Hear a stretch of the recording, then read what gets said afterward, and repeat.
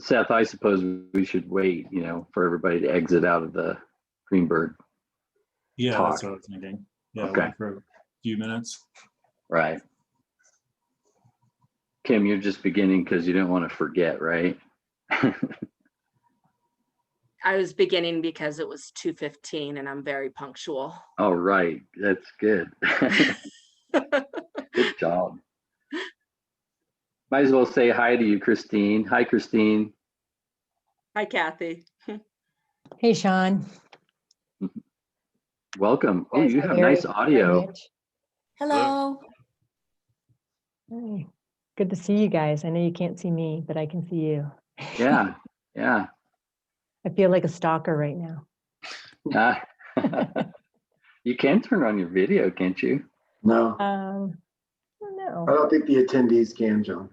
Oh, really? Okay. I didn't realize that. I thought Oh, they I could. can. Oh, yeah.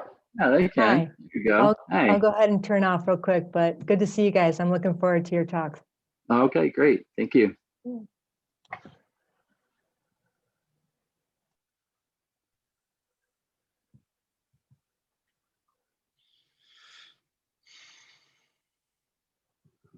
Okay, I don't suppose anybody has any visibility into the other sessions and how they're populating right now, huh?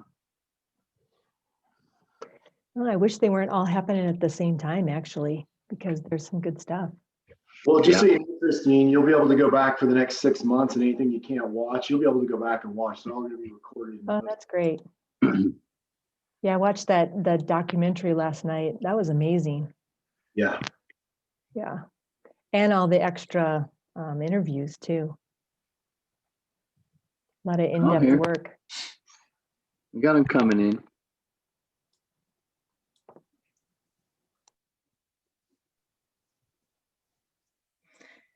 All right, everyone. We're just kind of waiting for people to join from Kate's address, Ms. Greenberg's address. So just give us a minute while we admit to everyone.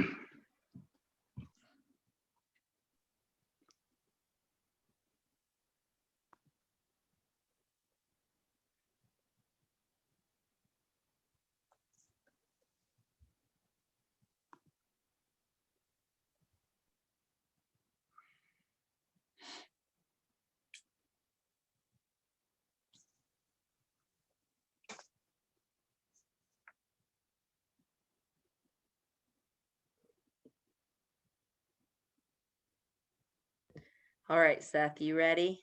Sure.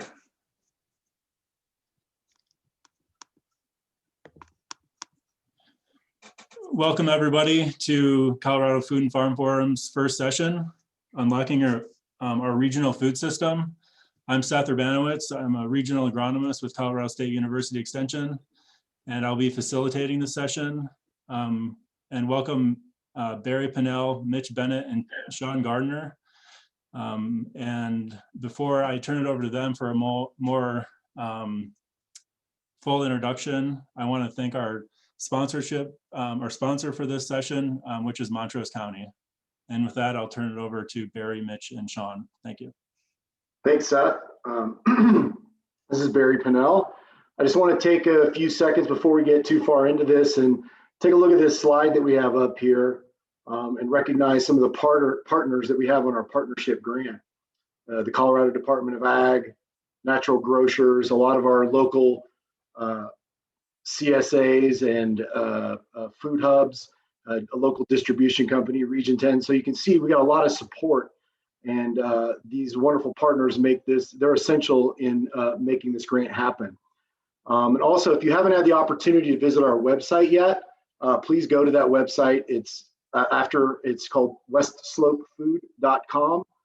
And just poke around, take a look at that. And later on, Sean's going to actually go through the website and point out some of the things that we'll be doing on there, which is, ask you to register, sign up for some of our newsletters, join our monthly Zoom meetings and other things like that. Last bit of housekeeping before we dive in is that we want this to be an interactive session. So if you do have questions throughout, please don't hesitate to post those in the Q&A, and then we'll get to those at the end. If we do have a lot at some point, we will pause and we'll jump right in and start letting people, we'll start taking some of those questions. So with that said, I'll go ahead and further introduce myself. My name is Barry Pinnell. I'm the Ag Coordinator for the Engage Initiative. And my background is I grew up in restaurants. I was that kid running around the dining room that everybody wondered who belonged to. My dad was a chef and a restaurateur, and I followed in those footsteps. And at this point, I stand here with about 20 years of food and beverage manufacturing experience. I've been involved in 2 brewery startups, a brew pub and a microbrewery, 3 restaurant startups. My wife and I started a farm-to-table catering business here in the North Fork Valley. We also launched a granola bar company and multiple cottage food products. Our last adventure is a 6-acre farm stay bed and breakfast. And so I tell you all that just so you understand the importance of me to producers. Although I'm not really a producer myself, my whole life I've been attached to producers, and their importance is very important in the success of my businesses. So with that, I'll turn it over to Mitch and let Mitch introduce himself. Thanks, Barry. Mitch Bennett. I have a company called Blue Tail Technologies. I've been in the technology business now for about 35 years around data. I built some of the largest databases in the world, I guess. General Motors, all the General Motors CRM databases, all Procter & Gamble's online databases. And then I ran a couple wireless companies. So I did a lot of merged communications in all different Asia Pac regions, China, Taiwan. So I've done a lot on data and infrastructure. Got to know Barry and Sean back when I was really looking into blockchain around the food supply chain. I started my first career with International Harvesters Company. So I'm a kid from Moline, Illinois, home of John Deere, but went to work for IH and spent 4 years with International Harvester. I got my understanding of like what agriculture is, but my background's all been IT, and I'm looking forward to the session. John? So I'm Sean Gardner, and I'm the director of an economic growth initiative in Delta County called Engage, together with Barry. Barry and I have been working on this this initiative for the last 3 years, and it was all about fostering entrepreneurship in Delta County. And within that, we were also looking at innovations in agriculture and energy. And our work in the ag sector, and particularly with like food-based businesses, really networked us with all kinds of people doing all kinds of interesting projects across our region. And as we were coming up to the end of our grant here, our grant for Engage ends in March. Last year in March, we were thinking like, what can we do to bring all these really awesome synergistic projects together that we were learning about? And that's what resulted in us applying for this regional food system partnership grant through the USDA. We wanted to do something to increase the production, the selling, and the consumption of local food. We worked with food-based businesses. Barry worked with probably 40 plus food-based businesses. Some of them had the opportunity to scale, but we really didn't have the kind of aggregation and the processing facilities and such to really see them be able to scale here. We also worked with businesses like Farm Runners and heard about just the increasing demand for local food throughout our region. But again, we still just didn't have like the aggregation and capability and the logistics efficiencies to really bring that together at a greater scale. So we thought, we started looking for grants, and Don Philmany at CSU turned us on to this Regional Food System Partnership Grant. And the reasons why we're motivated to do this, again, we're so that we can produce, sell, and consume more local food. We want to preserve local agriculture in our region and its efforts to be regenerative. We want to catch this wave that we see that we're on in consumer trends, ride them to the shore of a more regional food system. And we want to support the health of our local farmers, farms, and food. We want a system that strengthens our local communities and our economies. And so this Regional Food System Partnership is, just as the name would imply, an effort to really unite and coordinate our small and mid-sized regional family farms, to collaborate in new ways, and to grow and strengthen our food system within our region. So this is ultimately what we want to achieve in our grant, and that's what we're going to be talking about in this session. Some of you may have heard or read articles from Chris Newman. I know all these, what does Harrison Top call them? Help me out, Barry, sorry. Anyway, these celebrity kind of farmers or whatever that are kind of getting notoriety. But Chris Newman, he's a new young farmer of the new generation, really writing some interesting stuff and thinking in interesting ways. And it was 2019, he wrote an article called Small Family Farms Aren't the Answer. Obviously a kind of provocative title, especially since he's one of those farmers, a small family farmer. But what does he mean that small family farms aren't the answer? Aren't the answer to what? Well, in the article, he's talking about mounting a real challenge to the conventional food system. And in this article, he begins it out kind of calculating what he spends each year in fees, in his own time, in staff time, in prep time, in fuel, in vehicle wear and tear to participate in just one farmer's market where he sells his product. He calculates the cost at about $5,850 a year for him to participate in one of the large farmers markets in his area. And there's about 99 other vendors that participate in that farmers market. And he assumes that they're probably have similar costs. And so he combines that and estimates that one farmer's market's costing all of those producers about $585,000 to participate just in that one market. And most participate in at least two markets. And so collectively, that's over about $1 million annually. So he summarizes it and says that's enough to comfortably lease, service, and staff a large urban brick and mortar market that's open 12 hours a day, 7 days a week, year round, in substitute for 2 4-hour markets outdoors in the rain and excessive heat and a cold snap that could effectively ruin the day.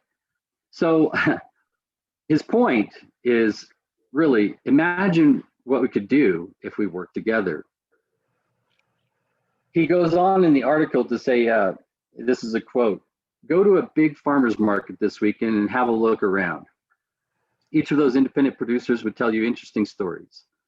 80-hour or more work weeks, getting by without health insurance, paying employees next to nothing, or relying on volunteers supplementing with outside jobs, enduring broken marriages, worn out bodies, social isolation, strained finances, emotional burnout."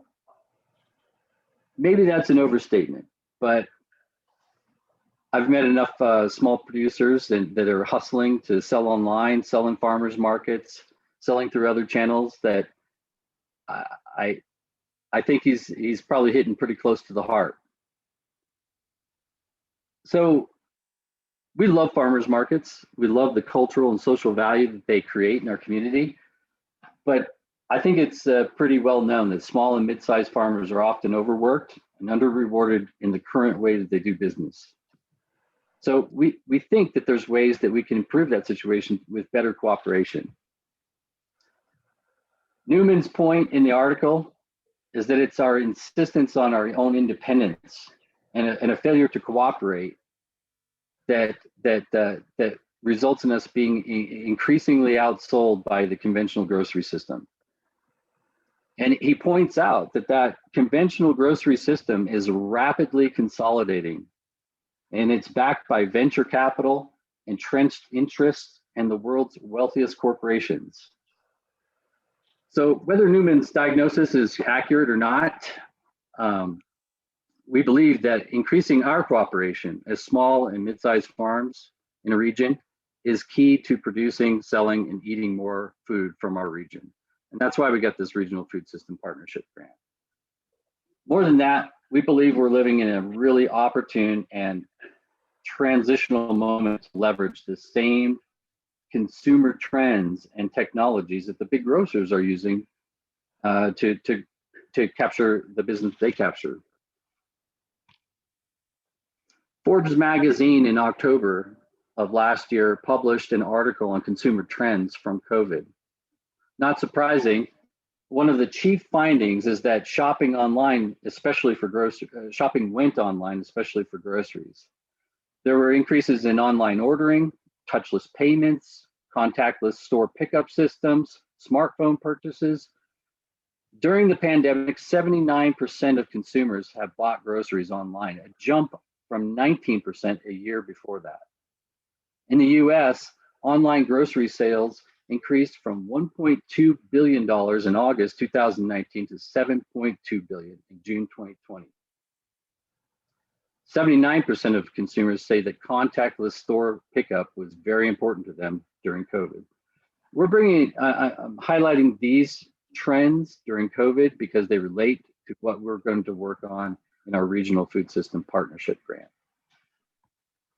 Other things that were on the increase during COVID and that are likely to continue to some degree after COVID are that personal health consciousness, natural and organic and local food purchasing was on the increase, bulk buying of preserved products, budget conscious buying was on the increase, and the consumers were trying new private label brands. And they also expressed in the statistics reported in Forbes magazine a willingness to spend more on convenience. So these are some of the trends that are emerging, as a result of COVID. And at the same time, within our region, we have a converging of a lot of synergistic projects that we believe that we can capitalize on in this moment with this Regional Food System Planning Grant and to develop over the next 14 months. Sean, when I hear those numbers, they're staggering. But it really indicates to me one thing, and that there's a shifting of mindset and priorities that this pandemic has brought about. And I guess the question I ask myself, and I want everyone here to ask themselves, is, are we going to try to individually to respond to these trends and compete for these consumers? Or are we going to get together and collaborate as a region to get these consumers? I mean, I think of this. Imagine if we collectively as a region had a single place to aggregate, store, process, and market our food. Imagine if we built a system that was focused on our strengths, a system that could tell the stories of our amazing producers, and we've heard a lot of them. And I think that's really what sells the brand sometimes. And that's our strength. We can build that into a system. If we had a system that we could build and support more local and regional brands, and a system that made those, most importantly, that made those products easily found and easily purchased. Now our farmers markets have transformed and they've been made year round by technology. I mean, all these things are amazing, right? Who wouldn't be in for this if we could imagine this and build this ourselves? And I think this is the time to do that. With the disruption that we've seen from this pandemic in our food system, the changing trends that Sean just talked about, I think combined with the momentum of our partners in our grant, there's never been a time like this in the moment of our history here on the Western Slope. And I think if we work together in this partnership, and instead of us all looking at our single tree and how do we support and grow that tree, let's think of this as a forest. How do we build that canopy that's going to protect us all and support us all over a longer period of time? I think if we do that, we can build, and we're capable of building, a lasting, robust, and resilient a food system that we can all get behind. And I think you can hear in my voice, I get choked up and I get fired up about this. Sean and I have been working in this community for 3 years now, listening to the farmers and the entrepreneurs and the struggles that they have. And we always thought, how do we take this pain and capture that? And how do we build a path forward for these farmers? And that's really the essence of this grant. And honestly, you know, Mitch was the catalyst in this. When Sean and I had gone through this Engage, and we're getting towards the end of this grant, we thought all of these things are emerging now. And with this disruption, how do we capitalize on this? And I think to understand how the three of us are here presenting to you today, this band of brothers, and telling you about a partnership when none of us are actually farmers ourselves. I think it's important to understand the history. Engage was originally started to support entrepreneurship in ag and in the food business. And through that, one of the things Sean and I were doing is we started doing workshops called Foodie Fridays. And these Foodie Fridays were great. We brought in all of our entrepreneurs from the region, and we would bring in lenders and other people that have succeeded in the food business to give them support in marketing and in planning, and other people that have done similar businesses. And in this certain workshop, we had Naturally Boulder, and we had 4 or 5 folks from the Naturally Boulder. I'm sure you guys are familiar with that brand in the natural food space. And they were there to support our entrepreneurs. And this guy kept coming up to me and talking to me about blockchain. I had no idea what he was talking about, and I just wanted to get through this workshop. By the end of it, he got my attention, and we were sitting together over in the corner.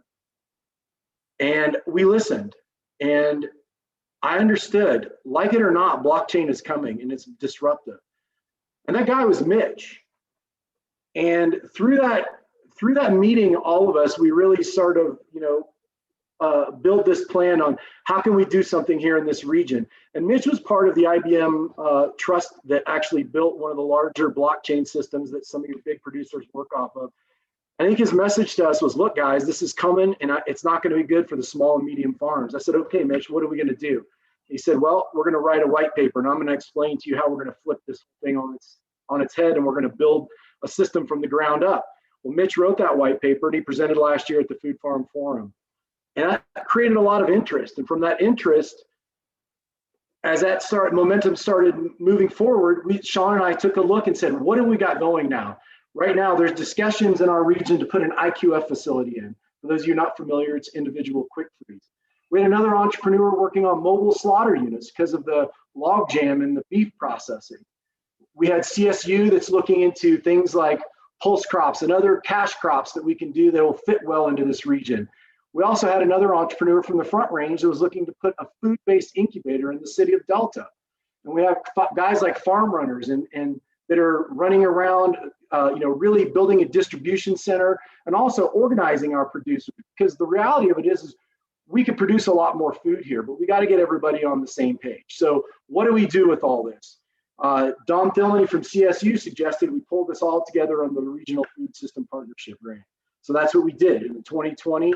After the Food Farm Forum, Mitch, myself, and the Valley Food Partnership decided to carry on our work as Engaged through through the Regional Food System Partnership Grant. And Mitch's focus is on the logistics and optimizing those logistics for our region. And so we paired all this together, and then we were bringing Mitch out. And as we were starting to put our plan together, how are we going to meet with farmers and how are we going to get all this data and how are we going to build this digital platform? I said, Mitch, the Russell Stover's chocolate factory in Montrose is going to be up for sale. He said, oh, really? Can you get us in for a tour? So I called Sandy Head, got us in for a tour. And within 3 days, 3 or 5 days, Mitch had a letter of intent. And he said, guys, this is our chance. We can't let this get away from us.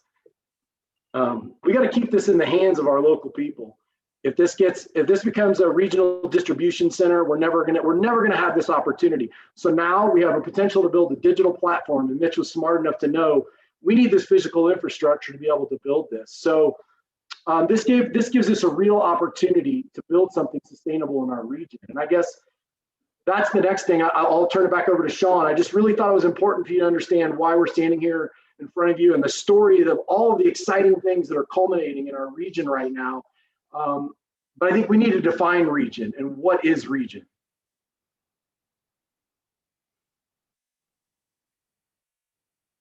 You're muted, Sean. Thank you, Barry. I see Casey Green's comments in the chat, and any of you have any comments or questions, please feel free to add those to the chat as we go. And Casey asked, hey, what is the region that you're, talking about? And that's one of the things that we have to define in this planning grant. It's one of the objectives and the outcomes that we have to deliver is kind of defining our region. But just to kind of give you a baseline, and for the purposes of this discussion and this presentation, what we're defining as our region is something probably at least as big as the Gunnison River Basin, but up to as large as the Upper Colorado River Basin, and including borders that touch the Front Range and the Salt Lake region. I know that's not incredibly specific, but again, part of our grant is to define what is our region. And we just want you to understand that the geographic range we're considering as the area that comprises our region is this big. When we got this grant and we started looking through it and reading it, it was apparent to us, first of all, this grant by the USDA for regional food systems, the first of its kind. It's the first time that they've ever offered this grant. So there was no real precedent to look at like what others had done with a grant like this. And it was apparent reading it that they wanted to see some innovative ideas and innovative ideas that would help build coordination among food supply chain stakeholders within a region. And they didn't even define what they meant by region. That's part of what we need to do in the grant, at least in a planning grant like the one we got. So, we started thinking about what are the real challenges that we've seen in a regional food system over the 3 years that we've been working with food entrepreneurs and ag producers. Some of the things that kind of really came up to the top for us were that, consumer demand for convenient local food, it's growing. There's a high demand for it. And there's a high demand in like our surrounding mountain towns of Aspen and Telluride and Crested Butte and Steamboat and over in Moab. But it's just not really convenient to buy local food, at least like, for the average shopper, compared to a grocery store, it's not quite that easy. Thankfully, we've got great, companies like Farm Runners, and we got some food hubs that have come in over the last several years that they're making that access and that aggregation and access, more possible in certain places. But I think we can continue to increase the convenience and of access to local food. Another problem we noticed was that I just wanted to jump in and give a real quick example of how difficult it is. In one of our meetings, Alan Lewis from Natural Grocers, he said, we have all these grocery stores in Colorado and we don't have any local food in there because we can't get it. That's how broken the system is. So I just wanted to use that point to illustrate how difficult it is for some of these larger chains to buy our regional food right now. Yeah. So I think there's some greater coordination and optimization that can be potentially achieved between farmers, food hubs, and distributors throughout a region. We also, we're thinking like, hey, if you're an institution or you're a retail outlet like Natural Grocers in the area, how could you source like food from our region? How do you get food from our region into their supply chains? We don't really have a place or a way to like coordinate the production and aggregate it and scale it up and certify products to kind of meet the demands of institutional and retail buyers. Another thing is that we also just need to increase the food production that we have to meet the demand for local food that we have in our region. And so, you know, we began thinking like, would the ability to aggregate, process, market, and distribute together, you know, would that help farmers grow more food with confidence? And would that help, you know, new farmers get a start in farming? And I suppose it was because of our relationship with Mitch and the conversations we've had and the white paper they put together in 2019 for the Food Farm Forum that got us really like looking and thinking like, man, this is a real solution for a lot of these problems. You know, if we had a centralized trading and communications platform, and you know, and that we could organize partners in the regional food system on, this could go a long way to helping us figure out what the digital logistics could help us figure out what are the physical logistics and infrastructure that we need to really advance a regional food system. And so with this grant, that's kind of what we focused on in our proposal. We plan to build out a regional food system partnership. So we want to form a formal entity that constitutes a partnership, have everybody sign a partnership agreement that connects producers, distributors, processors, and buyers. And we want to also research and test and develop a platform where we can manage the digital trading and communication for that partnership. You know, we want to improve the efficiencies of our logistics in our region and the intentionality of our partnerships. We want to have the ability to coordinate marketing and crop production with demand planning and inventory management. We want to be able to improve transportation coordination and per unit hauling efficiency. We want to be able to design optimum processing, warehousing kind of solutions for our regional food system. So our goals in this grant are the following. We want to create a collaborative regional food system partnership with shared operational vision, values, and social mission goals. We want to define the geographic and social boundaries of our region. We want to also identify and coordinate the synergistic projects that can contribute to strengthening our food system within our region. And if you want to hear about those, you'll want to sign up on our website, join our monthly meetings, which we'll be talking about later in the presentation. And we also want to, we're a real big core of our planning grant is the research and testing of a digital logistics and communication system for regional trade. And finally, the ultimate goal where this is all going is that by March 2022, so 14 months from now, we want to apply for an implementation grant for the same USDA grant for regional food systems. So we need to pull all of this together, everything we learn over the next 14 months into an implementation plan. So I'm going to turn it over to Mitch now. Mitch is going to tell you a little bit more about our grant plans for researching, testing, and developing the regional trading and communications platform. Thank you, Barry. Thank you, Sean.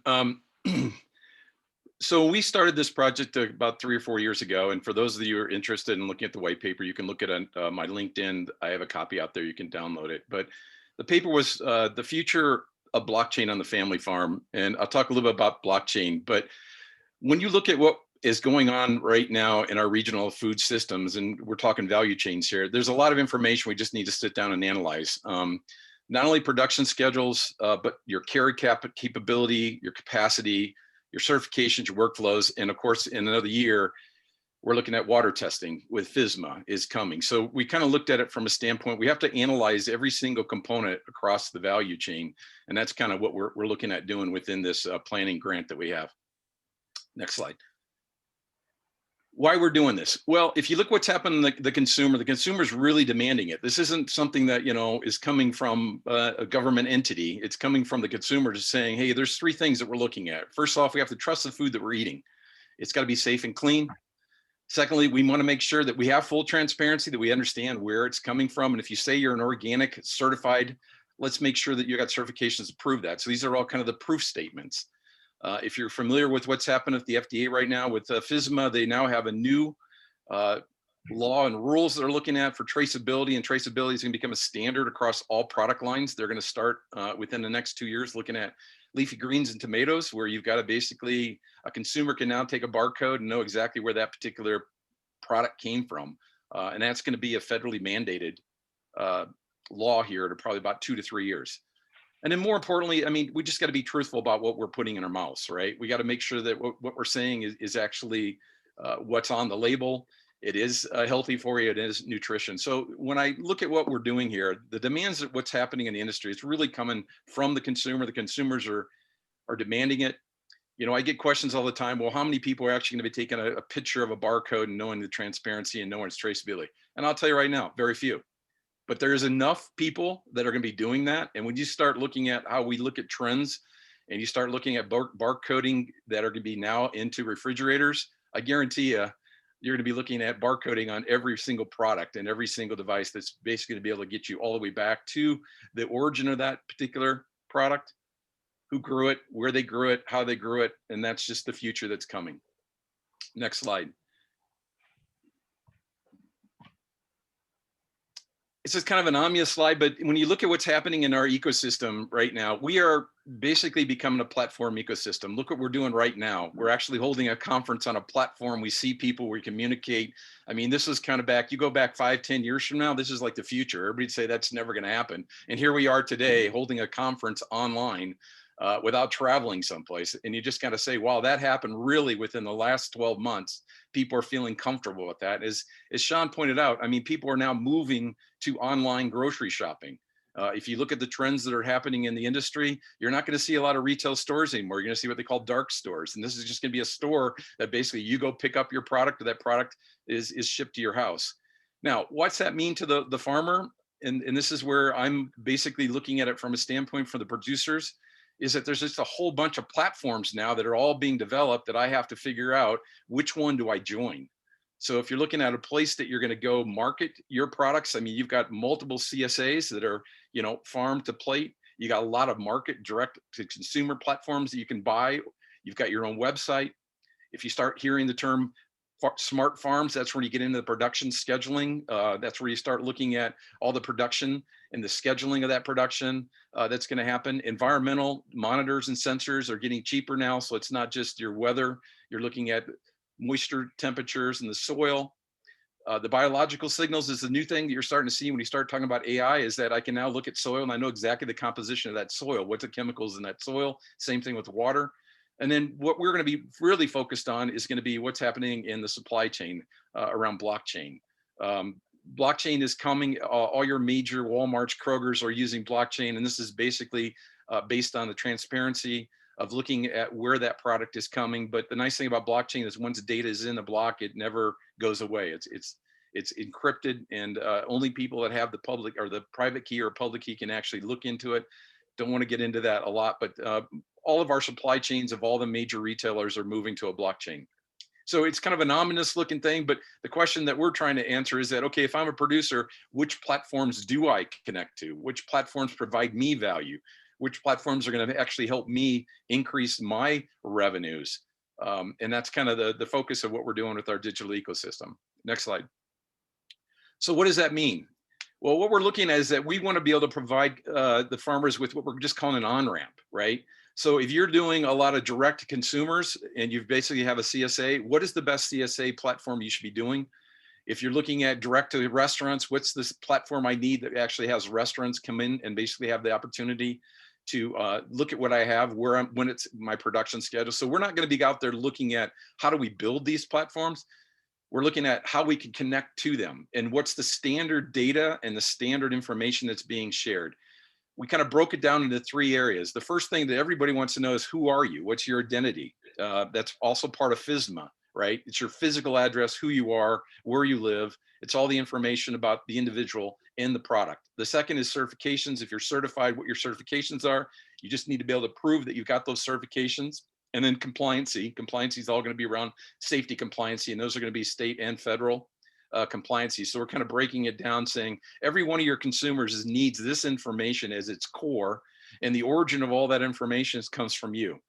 But if you're going to be giving information, we don't want to be putting these big agribusinesses to make them be the next Google or Twitter or Facebook, where we're freely giving our information to them and they're monetizing and become trillion-dollar corporations. We got to look at what we need to supply to them and what's the return we get as value back to us.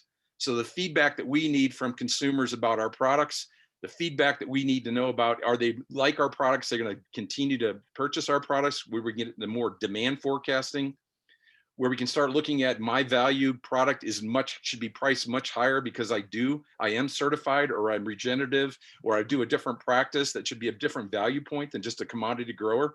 And then all the way down into production schedules, all the way saying, hey, if I could grow these particular products through some kind of demand forecasting, where's the marketplace for that? And then what's that marketplace that I need to connect to get my product sold? So what we're looking at from this planning and assessment is just, where are all the different platforms that are out there, all the different business services that are out there, where all the connection points are, and where's the standardization that we need, so that when I can basically give one person information, it's an autofill. I mean, the nice thing about what we're doing is we're not trying to recreate anything. We're just saying, what's the best services and the best systems that are out there that really provide value? And then why do I have to continue to regenerate my identity every time, my certifications every time? It should be put into a central system that I control, I manage, and I just give access to, and it automatically populates whatever fields they need in the systems that they're currently having. Next slide. So the role that I'm going to be playing with this partnership is that we're going to be looking at all the different processes and procedures you have, looking mostly around just what's the standards. What, if you've got your certifications have standards, your food safety has standards, especially if you're looking at FSMA. What are the information that I have to be sharing? How do I can put that into a certain database, which we're calling a block, which is basically part of the blockchain network. But then how do I share that data, and who has ownership of that data? You'll read my white paper. I'm a firm believer that the data that I'm giving to somebody else is mine, and it's mine to share, and I should control that. I can't just give it to them and they can do anything they want with this. And if you look at every single platform, and if you really spend the time reading all the terms and conditions, which everybody has to agree to, you will realize they'll tell you every time you own your data. But the key there is that they own all the aggregated data. They own all the data that basically is going to be aggregated. It doesn't even have to be identify you as an individual, but that's the value of all the data. So what's the ownership of that data, and how do we protect your ownership of that data? And then we're also looking at, which I just referred to, is what are all these different platforms? Which ones are really good? Which ones are working? Which ones can get our product out into the marketplace? The question that we keep asking is that when we look at our region, I think the thing that we have most importantly is that, I mean, we look at this as that we are a food shed. We are the Western Slope food shed. And if you're familiar with what a food shed is, it's like a watershed. It's that where products are produced, they are also consumed. So when we start looking at the processes that we're looking at, we have enough demand for the local products in the Western Slope to feed Colorado. And the question is, why aren't we using the networks that are out there and the processes that we can put in place to have the people of Colorado buy local food? And it's all going to come down to, what are the platforms that you need to connect to? Sean, back to you.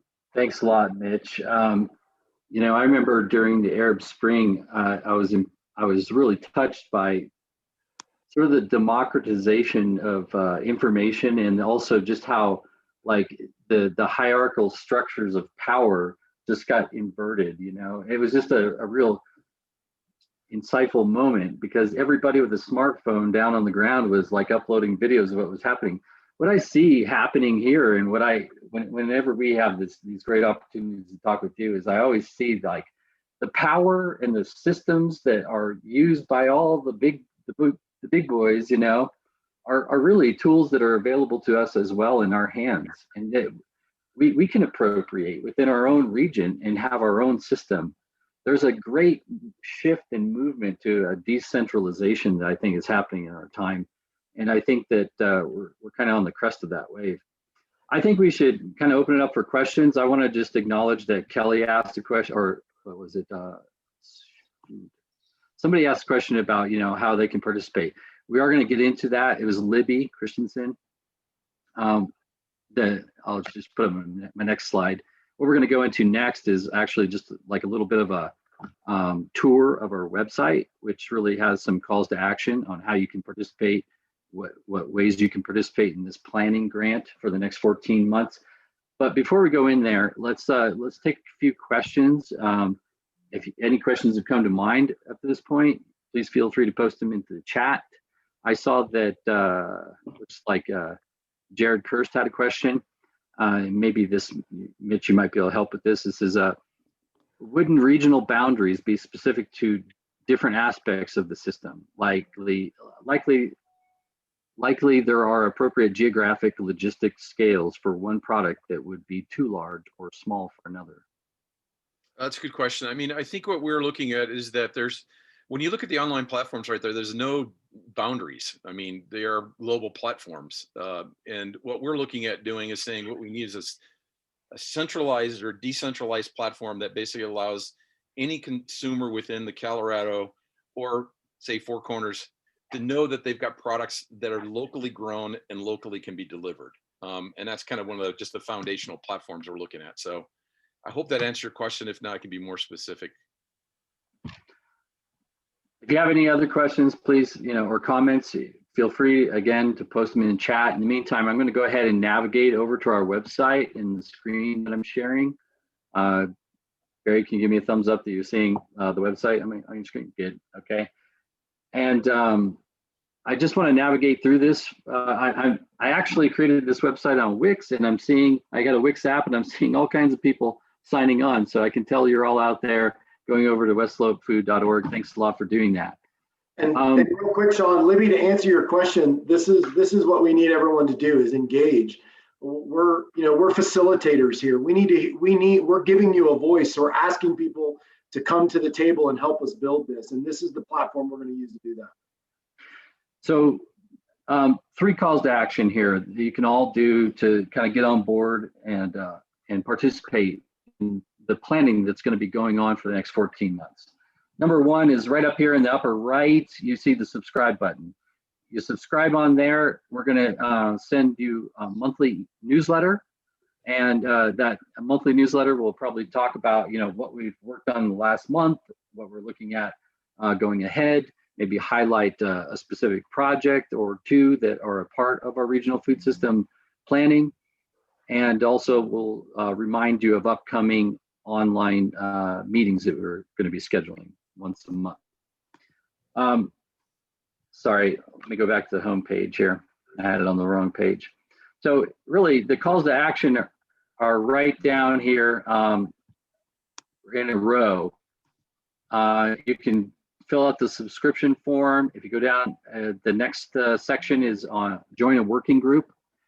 What these working groups are places where we're going to upload and post various projects that are going on in these different roles within our regional food system. So we have a production working group. If you go over there right now, you'll see I just recently uploaded some research done by Reza at CSU on pulse crops. They're looking at how can we grow lentils and chickpeas and stuff like that out here on the Western Slope, products that take less water and that can even go into crop rotation. And so we'll definitely have Reza come and present one time in one of our monthly Zoom meetings about that, talk about that research, and have some conversation about how we can include that into our plan, alternative crops. There are other production projects going on, and as we reach out to those production project leaders, we'll have them post those things in here.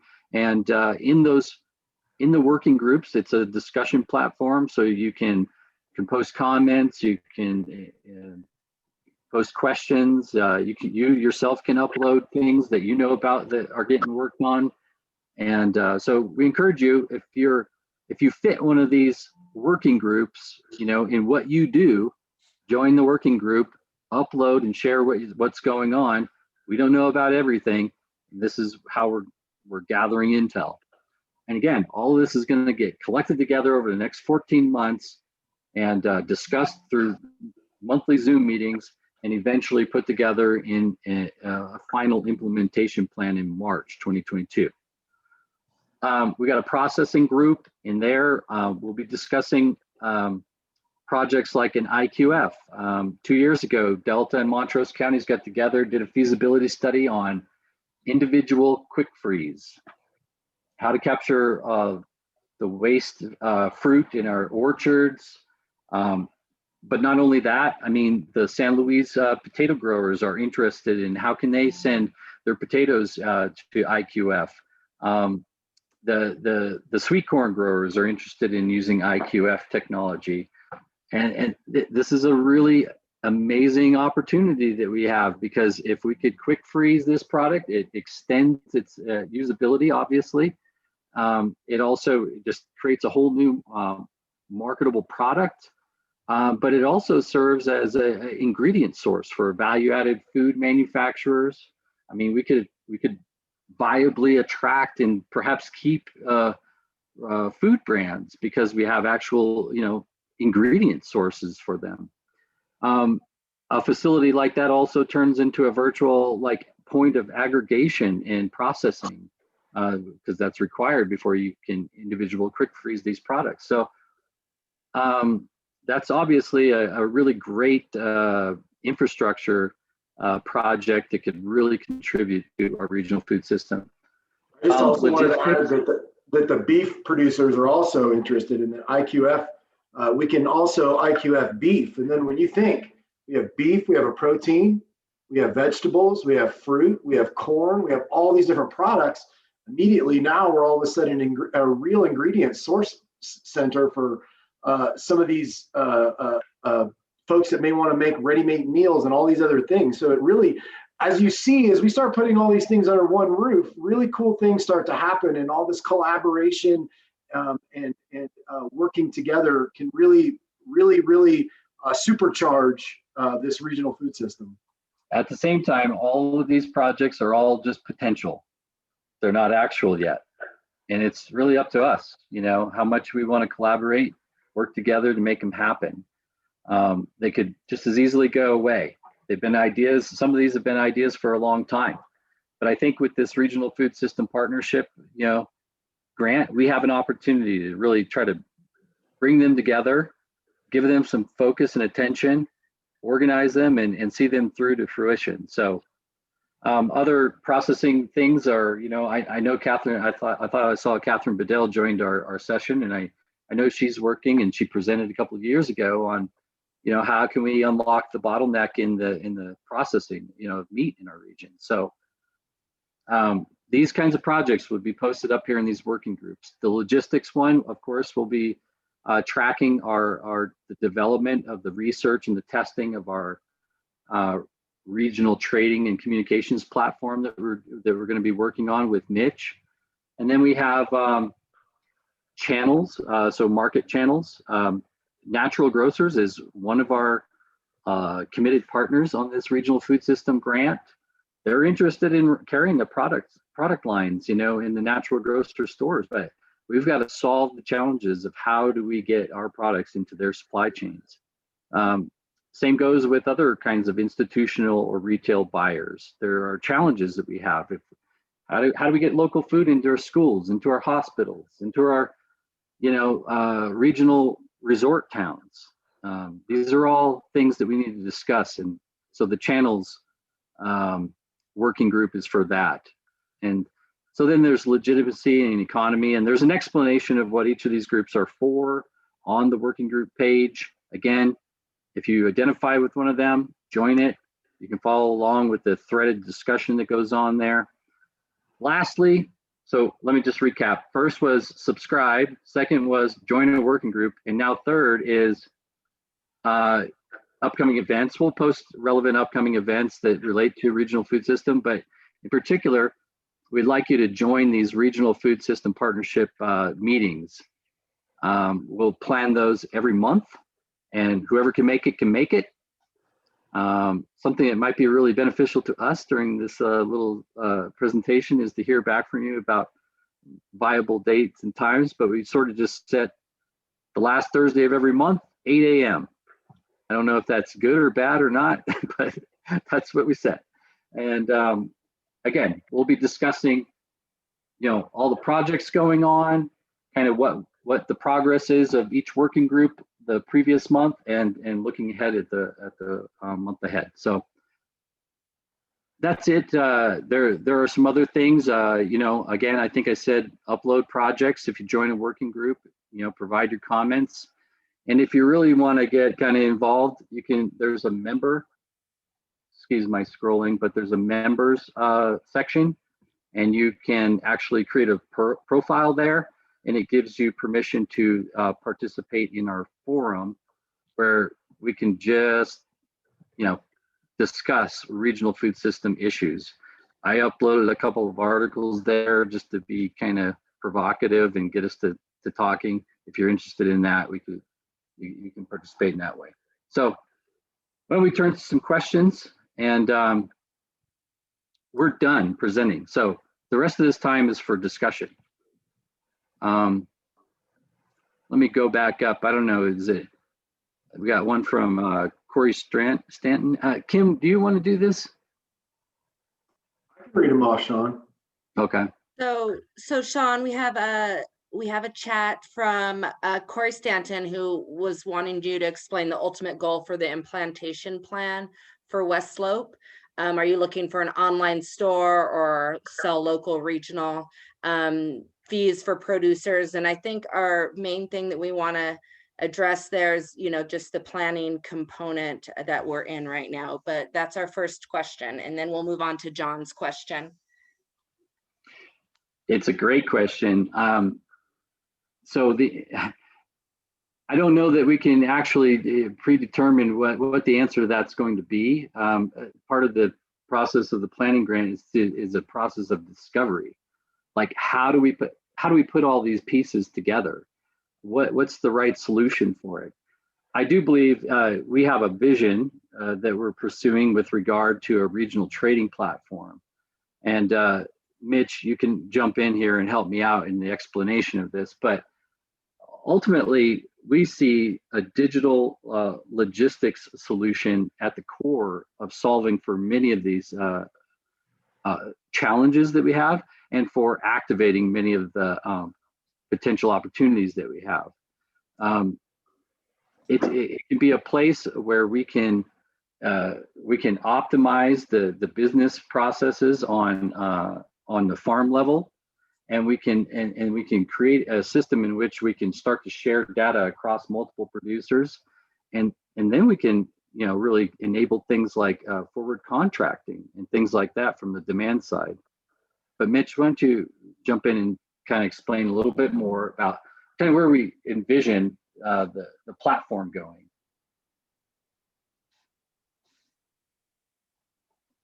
Sorry, I was muted there. Yeah, I see another question here about, explain a little bit more about blockchain. I don't want to go into a lot of detail, but if you look at what a blockchain is, it's just really a ledger. And what I mean by the ledger is that's, if you're using accounting ledgers, it's debits and credits. If you're using your production schedule, that's just when you actually are planting, what your production, when you think you're going to be harvesting. Those are all what they call just ledgers. You can call it record keeping. But blockchain is, with the difference about blockchain is that basically is that once you put that information into a block, which is just ledger data, it gets encrypted. And the only people that can actually see that information is someone that actually has a key that can open it up.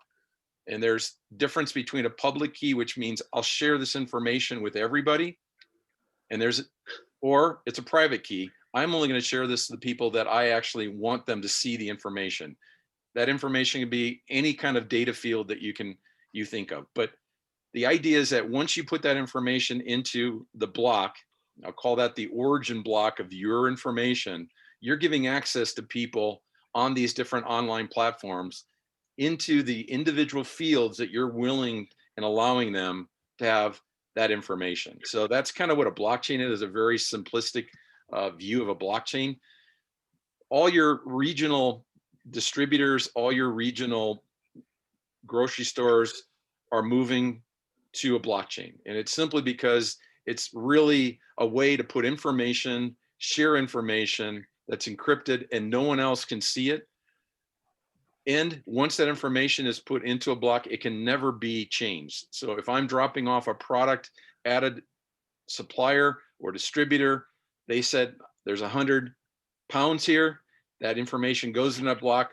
It always is in that block and never can be removed. So that's what they call an interruptible block. It's always there, it's permanent.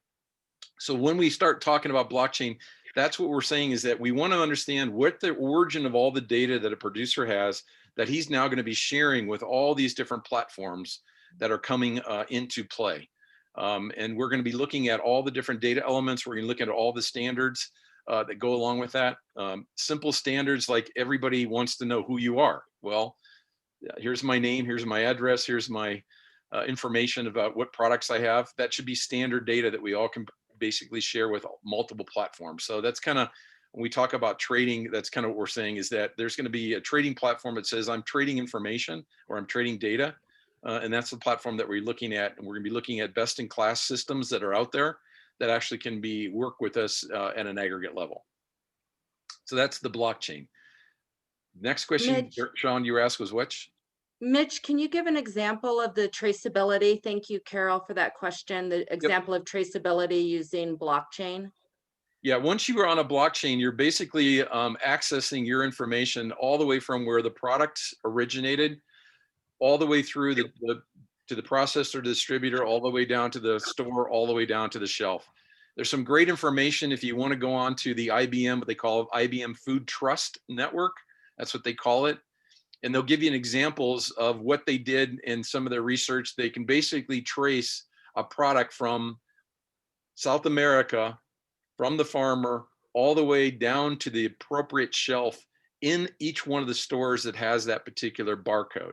And the purpose of doing that is that that's really for food safety. If there's any kind of contamination that basically is found in that product, these major retailers can immediately go to that shelf and pull that batch number completely off. If we all go back and remember what happened with romaine lettuce a couple years ago, we didn't know what happened. And what they do, they basically removed all romaine lettuce from every shelf in the country, completely destroyed the farmers that basically are trying to get romaine out there for a few months until they basically found that contamination. With a blockchain, you can find that contamination within seconds all the way down to the shelf. And there's some great research out there if you want to look at blockchain, and IBM has done some really good white papers on that. Hey, Mitch, could you speak to the cost of participating in these platforms? Yeah, that goes all over the board. Some of them are free, some of them, and they're free because it's only like, you know, how we use our Facebook. I'll give you all this information and they're going to be using that information that you're sharing it in an aggregated manner and probably selling that information to third parties. Some have just a membership fee. Some are in the $25 to $30 a month. And some are even higher. So what we're going to be doing within our planning is saying, where are all those different platforms and which the most appropriate one for us to join? I've been doing this for a long time, and I will let you know that I'm really focused in on those platforms that are all open sourced. I'm really focused in on what Microsoft is doing. And because when you look at actually collecting data and storing data, there's nothing better just an Excel spreadsheet.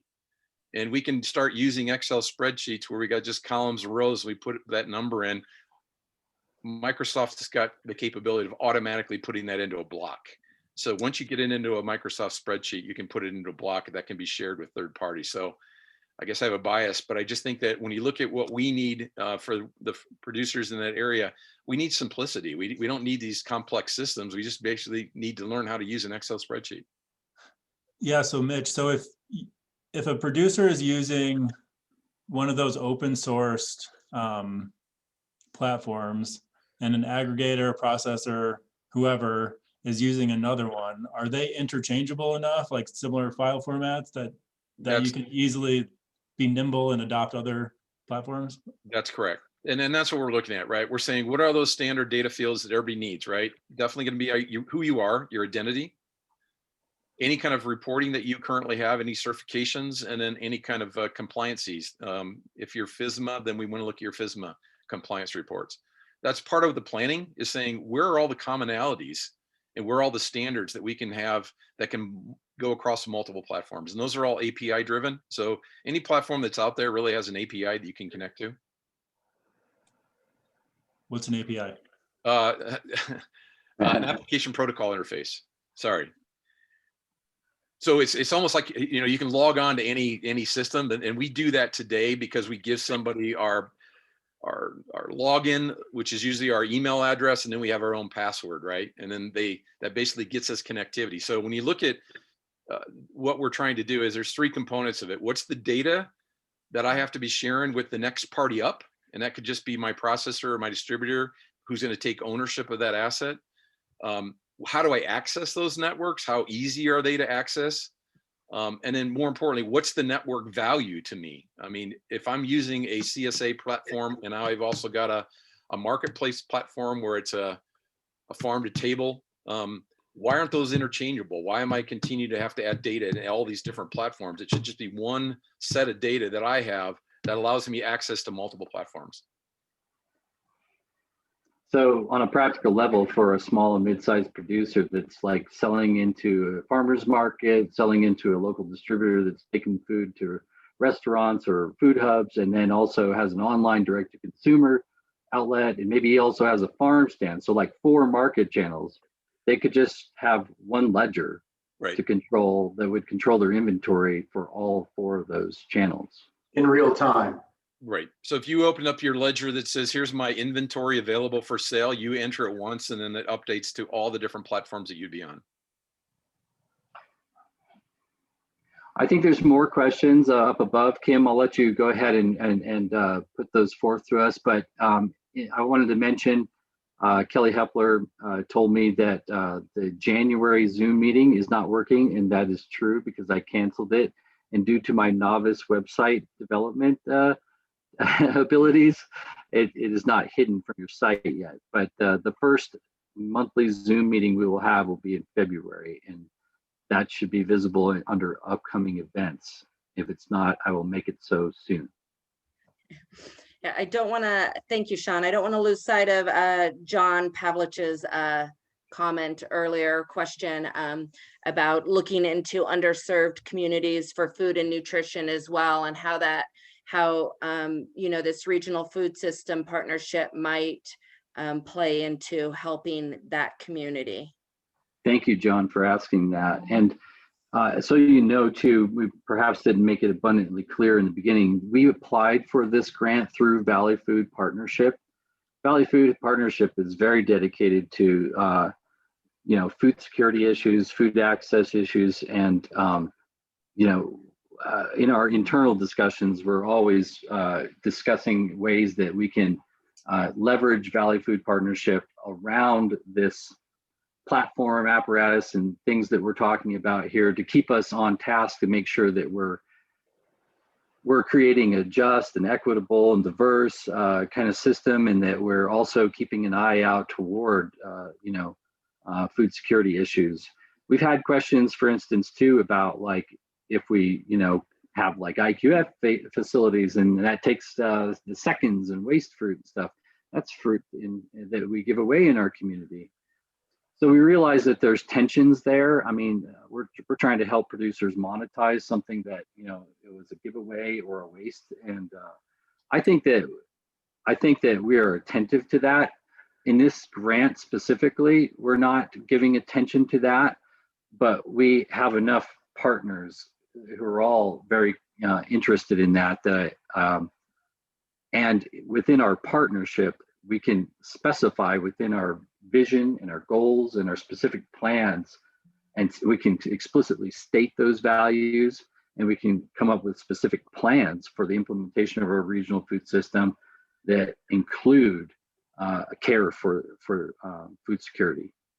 Also, I think as we preserve food, it's going to allow us to share some of that food at other times and make things available. So a lot of this stuff goes hand in hand. And I'd just like to reiterate too, that we're casting a vision. You know, we need everybody to come to the table, push on this, and we need to beat this up. That's why we got this planning grant, and we need to hear your voices, and we need you to get engaged on these online platforms. All these platforms are only as good as the people that use them. So if we don't engage and we don't hear from you, this stuff is not going to be effective. So I just wanted to point that out. This is all vision casting, and these are great questions, and we really appreciate this, because this is the kind of engagement we need to build this for our community, by our community. Okay. And this one last question from Carol Parker about have you guys discovered some other co-ops and small mid-size farmers already using blockchain? And then I think we've just got that for our last question, and you guys can close out after that.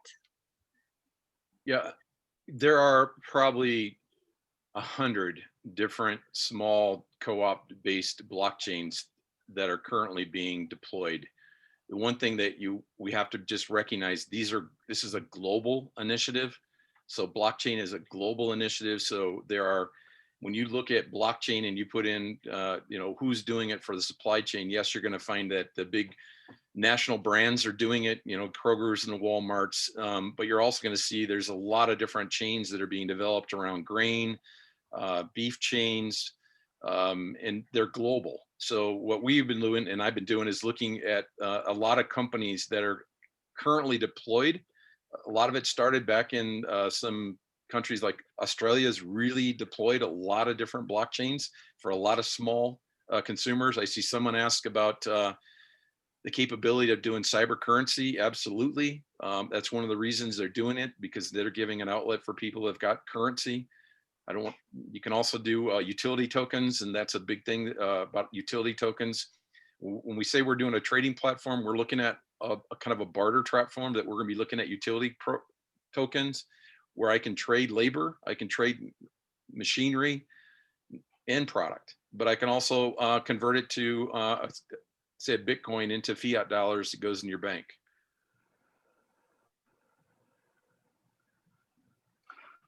Well, are there any more questions, Kim? I think we have like 4 minutes left, right? Correct. There are none. I'm not seeing any more questions currently, so Okay. I think. Well, I think we can wrap it up here then. The last slide here has contact information for myself and for Barry. We are the project managers of this Regional Food System Partnership Grant. So feel free to shoot us an email, give us a call. You can easily contact us as well through the website. Like I said, I got an alert every time one of you logged into, I'm going to have to fix that, into our website. So I have easy, immediate contact with you if you decide to contact us that way. Any last words from you guys, Barry? Yeah, Mitch?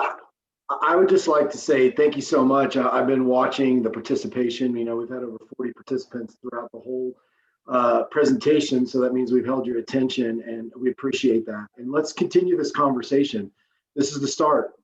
Let's keep this moving forward. Let's keep this rolling. So let's please transfer all these thoughts and energy into westslopefood.org.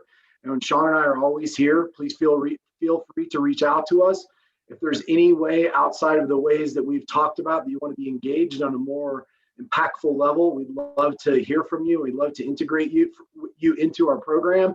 And we're looking for more partners. Those partners that we showed there in the beginning, those are the partners that were the brave souls that decided to jump into this with us. So we need more partners. So reach out to us, let us know how you want to get engaged, and we'll activate you. So again, thanks for your time, your energy, and your participation for the whole presentation. It means a lot to us. Thanks a lot, everybody.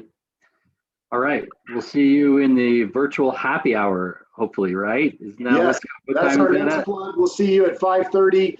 Kat Neville from Tastemakers will be hosting that.